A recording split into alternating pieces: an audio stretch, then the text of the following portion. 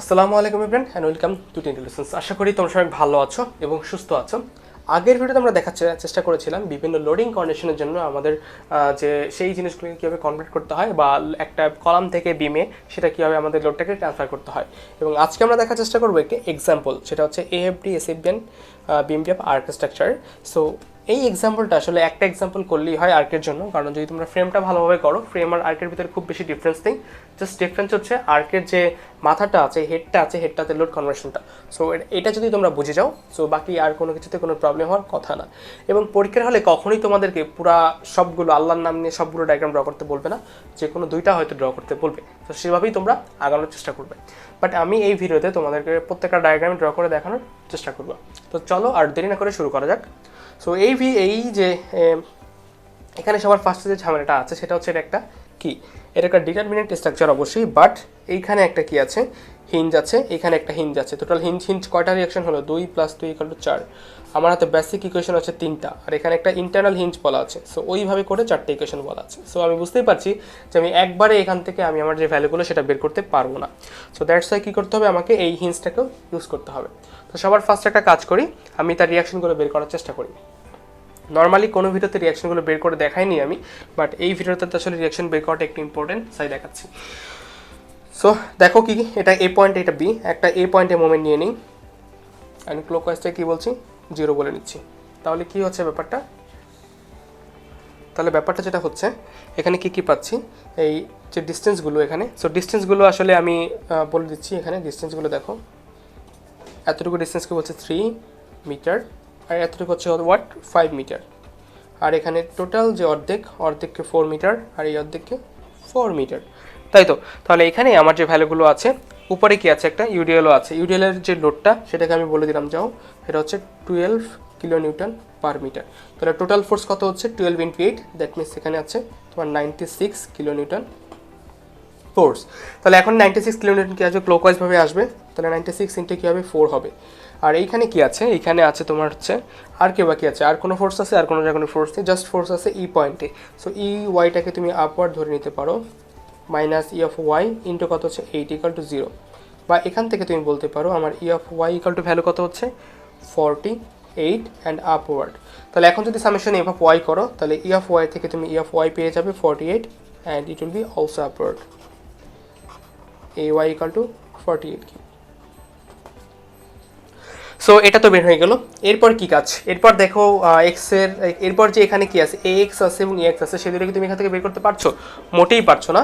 তো সেটা একটা অনেক বড় ঝামেলা, আসলেই ঝামেলা। সো আমি এখান থেকে একটা ইকুয়েশন জেনারেট করে রাখি, fx = 0, এই সাইডটাকে পজিটিভ বলি, এবং কি হচ্ছে fx + ax = 0। আমি এই দিক থেকে বললাম a of x অ্যান্ড এই দিকটাকে বললাম e of x = 0। এই ইকুয়েশনটা 1 নম্বর ইকুয়েশন দিয়ে বসিয়ে রাখলাম। এরপর কি করি, এই সেকশনটা আমি নিয়ে যাই, এই সেকশনটা নিয়ে তারপরের কাজ আমি করার চেষ্টা করি। সো চলো দেখে ফেলি। সো দেখতেই পাচ্ছ আমি ওই যে পার্টটাকে তুলে নিয়ে এসেছি, এবং এখানে কত কিপ লোড ছিল সেটা তো আমি আগে থেকে জানি। আমার 12 কিলোনিউটন ছিল, 12 কিলোনিউটন পার মিটার ছিল, এবং ডিস্টেন্সটা আমি জানতাম 4 মিটার ছিল, তাই তো। তাহলে এখন এই যে 4 মিটারটা, এই যে এ, এই যে সি, এখন সি একটা পয়েন্ট, এই সি পয়েন্টে কি করতে পারি, আমি চাইলেই মোমেন্ট নিতে পারি, কারণ আমার দরকার কি, আমার দরকার এখান থেকে কে এক্সট্রা বের করা, তাই তো। আর আমি এক্স ডিরেকশনটা কি ধরেছিলাম, আমি এক্স ডিরেকশনটা ধরেছিলাম এই বরাবর। আর এখানে কি ছিল, একটা এ অফ ওয়াই ছিল 48, ওকে। সো চলো আমি মোমেন্ট নেই কি বরাবর, moment of C = 0, clockwise positive, okay. C বরাবর মোমেন্ট নিল, এই 48 কিপটা কী করবে, আমাকে লোড দিবে। বাট টোটাল ডিস্টেন্স কত, 12 × 4, দ্যাট মিনস 48, এটা মাঝ বরাবর কাজ করবে। আর এটা কীভাবে মোমেন্ট দিবে, উল্টা দিকে, এই দিক বরাবর, অ্যান্টি ক্লকওয়াইজ বরাবর। সো আমি এখান থেকে ভাড়াটা পাবো -48 ইন্টু ডিস্টেন্স কত 2, আর এখানে যে 48 সেটা কতটুকু ডিস্টেন্স, সেটা হচ্ছে কিন্তু এখান থেকে 4 মিটার ডিস্টেন্স আর কি। সো সেটা দিবে হচ্ছে +48 × 4।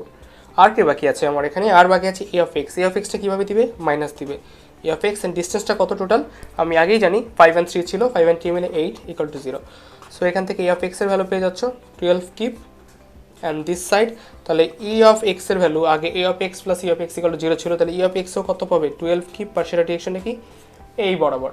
সো আই হোপ মোটামুটি রিয়াকশনটা বের করা বোঝা গেছে। সো এবার সোজাসুজি কথা না বাড়ি এবি ডায়াগ্রাম বরাবর চলে যাই। এই এবিটাকে খুলে এখানে নিয়ে আসলাম, নিয়ে আসতে তার ফোর্সগুলো বসাই।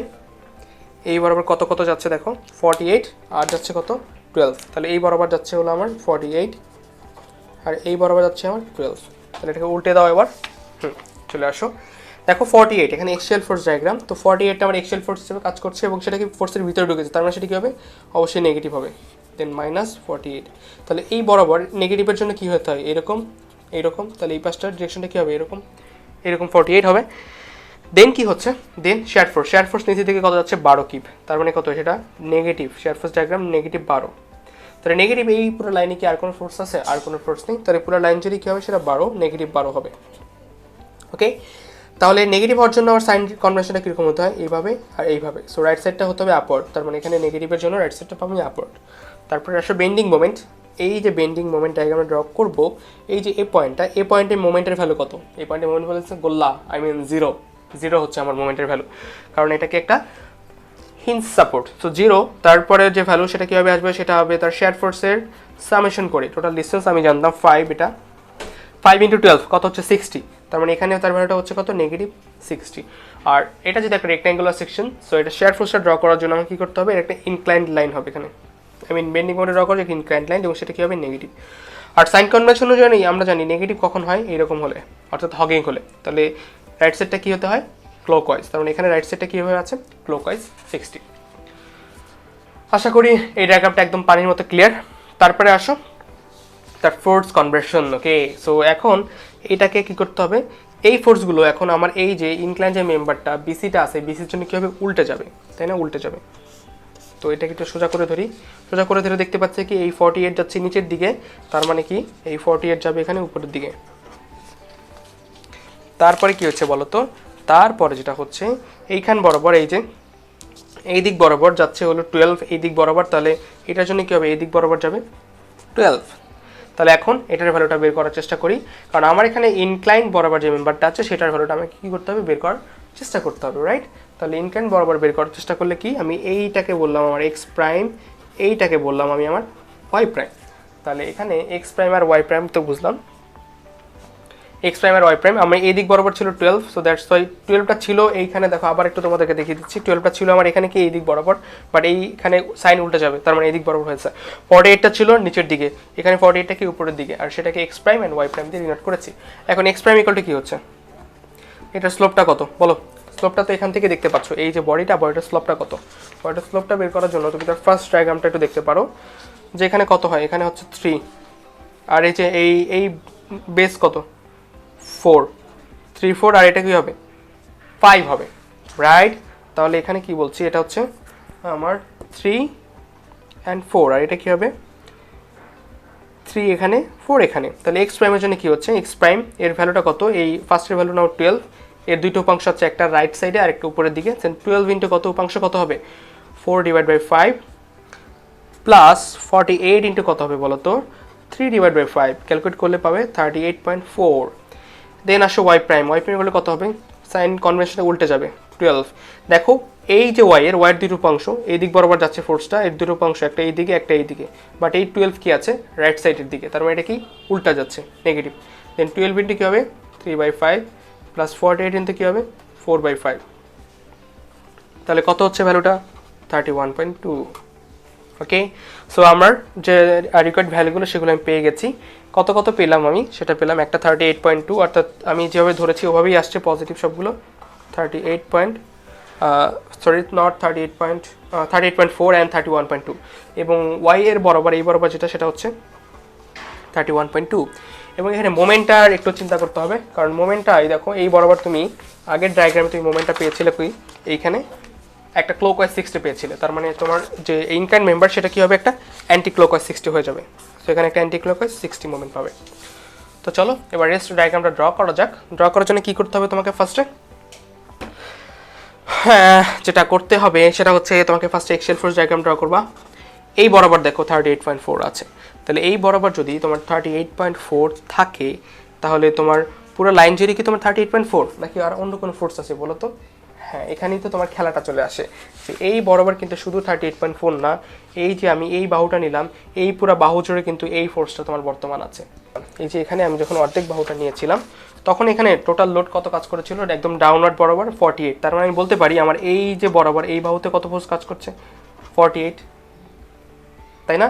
এই বরাবর আমার কত ফোর্স কাজ করছে, এই বরাবর আমার ফোর্স কাজ করছে হলো 48, একদম সোজাসুজি ওই বরাবর ওই পিন পয়েন্টে ফোর্সটা কাজ করছে হলো আমার 48। যদি 48 কিলোনিউটন ফোর্স এখানে কাজ করে তাহলে এখন এটাকে কী করতে হবে, আমাকে দুইটা উপাংশে এটাকে ভাগ করে দিতে হবে। তো যদি আমি এটার উপাংশে ভাগ করে দিতে চাই তাহলে উপাংশ কী কী, এইখান বরাবর একটা উপাংশ আসবে আর এই দিক বরাবর আরেকটা উপাংশ চলে আসবে। তাহলে এই যে এই লাইনটার জন্য আমি যে তার এই লাইনটার জন্য যে ভ্যালুটা, সো এই লাইনটার জন্য আমি তার স্লোপটা কিন্তু আমি জানতাম, স্লোপটা কত জানতাম আমি এই লাইনের জন্য তার স্লোপটা আমি জানতাম কত, দেখো এই যে এই লাইনের জন্য আমি তার স্লোপটা জানতাম হলো এখানে কত ছিল, 3 and 4 ছিল। তাহলে এটা যে ইনক্লাইন বরাবর যে ফোর্সটা আসবে সেটা স্লোপটা কত হবে, উল্টা যাবে, কত হবে, এইটা 4 হবে আর বেসটা কত হবে, 3 হবে, তাই তো? আর এখানে যে ভার্টিক্যাল যে ফোর্সটা কাজ করছে, ফোর্সটা কত কাজ করছে বলো তো, ফোর্সটা কাজ করছে হলো 48। এখন এই 48টাকে আমার দুইটা এক্সিসে এক্স অ্যান্ড ওয়াইতে কনভার্ট করে দিতে হবে। সো আমি যদি আবার একটু ক্লিয়ার করে আঁকি, দেখো জাস্ট ফোর্সগুলো আমার এইখানে এই ফোর্সটা আছে হলো 48 আর আমার এই স্লোপটা দরকার, এটা হচ্ছে আমার 4, এটা হচ্ছে 3, এই ভ্যালুটা দরকার আর এখানে এই ভ্যালুটা দরকার।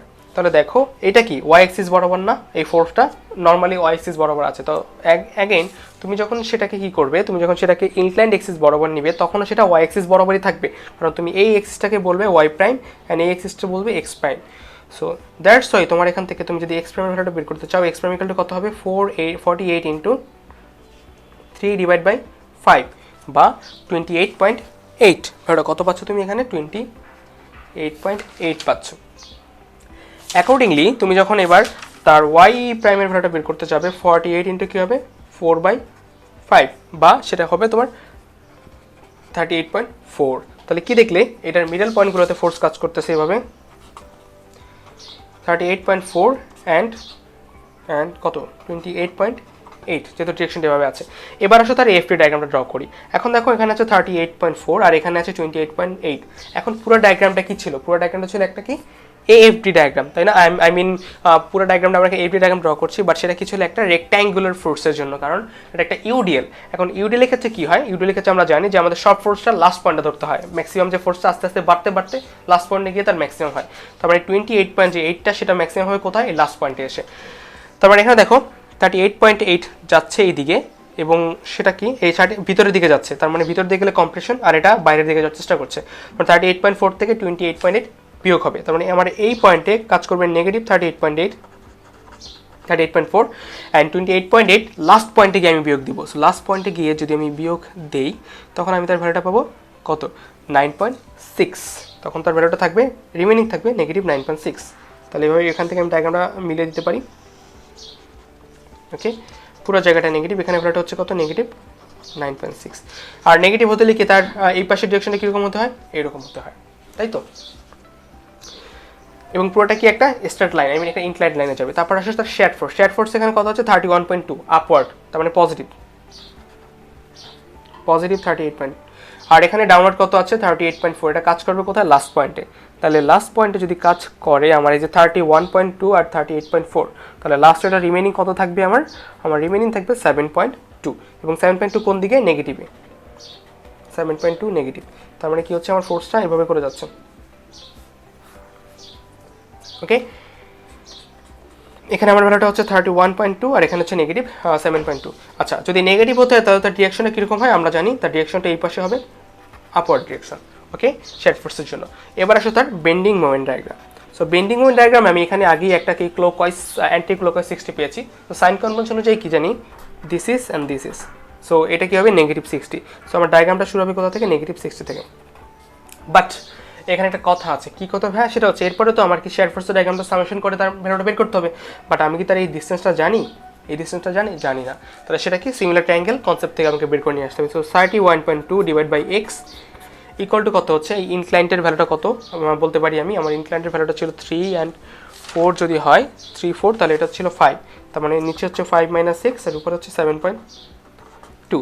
তাহলে তার ভ্যালুটা পাবো, এক্স ইকুয়াল টু পাচ্ছি 4.06 আর এখানে পাচ্ছি 0.94।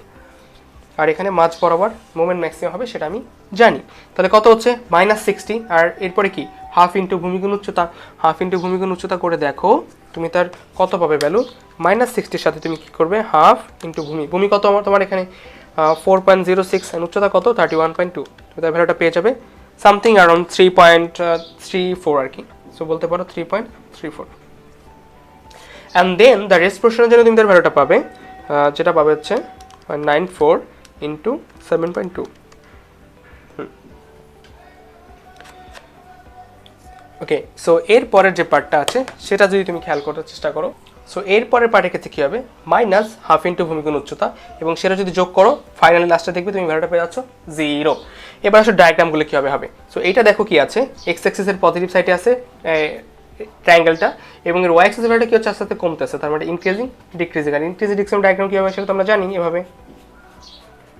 তারপরে এটার ক্ষেত্রে কী হচ্ছে, এটা ডিক্রিজিং ইনক্রিজিং, কারণ এটা নেগেটিভ সাইডে আছে এবং নেগেটিভ সাইডের ওয়াই অ্যাক্সিস ভ্যালুটা কী হচ্ছে আস্তে আস্তে বাড়ছে, সো দ্যাটস ওয়াই এটা কী হবে ডিক্রিজিং ইনক্রিজিং। সো ফাইনালি এটার ডায়াগ্রামটা হবে এরকম, এবং এটা 0 হয়ে যাবে এখানে। সো এখানে মোমেন্টের ভ্যালু হচ্ছে 0।